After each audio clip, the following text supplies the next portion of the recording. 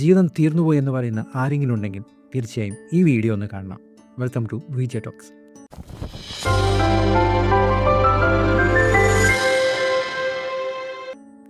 ആയിരത്തി 1971 ഡിസംബർ 24 ആ ക്രിസ്മസ് രാവിലെ യൂലിയാനയുടെ ജീവിതത്തിൽ സംഭവിച്ചത് വളരെ അത്ഭുതകരമായ ഒന്നായിരുന്നു.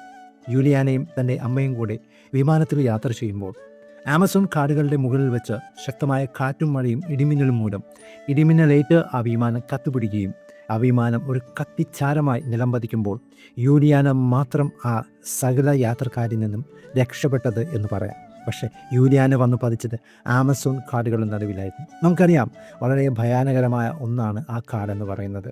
അതിൽ വന്നു പതിക്കുമ്പോൾ അവൾ പൂർണ്ണ ആരോഗ്യവതിയല്ല. അവൾക്ക് ശരീരത്തിൽ ഭയങ്കരമായ മുറിവുകളുണ്ടായിരുന്നു, ഫ്രാക്ചറുകളുണ്ടായിരുന്നു, കണ്ണിന് നല്ല പരിക്കുകളുണ്ടായിരുന്നു. ആ 17 വയസ്സുകാരി ആമസോൺ കാടുകളുടെ ഉള്ളിൽ വന്ന് വീണപ്പോൾ ജീവിതം തിരിച്ചു കിട്ടിയോ ഇല്ലയോ എന്നത് ഒരിക്കൽ പോലും അവിടെ പറയാവുന്ന കാര്യമല്ല. കാരണം അവളുടെ ശരീരത്തിൽ അത്രയും മുറിവ് വെച്ച് അവൾ ആ കാടിൻ്റെ ഉള്ളിൽ പയ്യെ പയ്യെ യാത്ര ചെയ്യാൻ തുടങ്ങി. എന്തിനു വേണ്ടി? ഒരൊറ്റൊരു ലക്ഷ്യം, എനിക്ക് ജീവിതത്തിലോട്ട് തിരിച്ചു വരണം. അവൾ കാടുകളിലുള്ളിൽ പോയപ്പോഴേക്കും അവൾക്ക് ചുറ്റും കണ്ടത് വലിയ വന്യമൃഗങ്ങളായിരുന്നു. പക്ഷേ അവയൊന്നും അവളെ ആക്രമിച്ചില്ല. അവളുടെ ശരീരത്തിൽ പുഴുക്കൾ കയറി. കാടിൻ്റെ അരുവികൾ നോക്കി അവൾ യാത്ര ചെയ്തു. അവളുടെ മുൻപിൽ ഒന്ന് മാത്രമാണ് ഉണ്ടായിരുന്നത്. അവളുടെ പിതാവ് പറഞ്ഞു കൊടുത്ത ചില സർവൈവിങ് മെത്തേഡുകൾ അവൾ ഉപയോഗിച്ചിരുന്നു. അവൾക്കറിയാവുന്നതുപോലെ പയ്യെ പയ്യെ നീങ്ങി. ജൂലിയാന പറയുന്ന ഒരു കാര്യമുണ്ട്, ഇമ്പോസിബിളായ കാര്യത്തെ പോസിബിൾ ആക്കാൻ വേണ്ടി ആരോ എൻ്റെ കൂടെ നിന്ന ഒരു അനുഭവം അവൾ പറയുന്നുണ്ട്. അവൾ നടന്ന് അവസാനം 10 ദിവസം പിന്നിട്ടപ്പോഴാണ് അവൾ ജീവിതത്തിൻ്റെ തുറമുഖത്തേക്ക് എത്തിയത്. സത്യം പറഞ്ഞാൽ ഒരു അത്ഭുതകരമായ ഒരു സ്റ്റോറിയാണ് യൂലിയാനയുടെ ജീവിതത്തിൽ സംഭവിച്ചത്. നമ്മുടെ ലൈഫിലും ഇതുപോലെ തന്നെ തീർന്നു, സീറോയായി, എല്ലാം പോയി എന്നൊരനുഭവം വരുമ്പോൾ ശരിക്കും പറഞ്ഞാൽ യൂലിയാനെ പോലെയുള്ളവരെ നമ്മൾ നോക്കിക്കാണണം. ഇന്ന് അവൾക്ക് 71 വയസ്സുള്ള ഒരു ലേഡിയാണ്.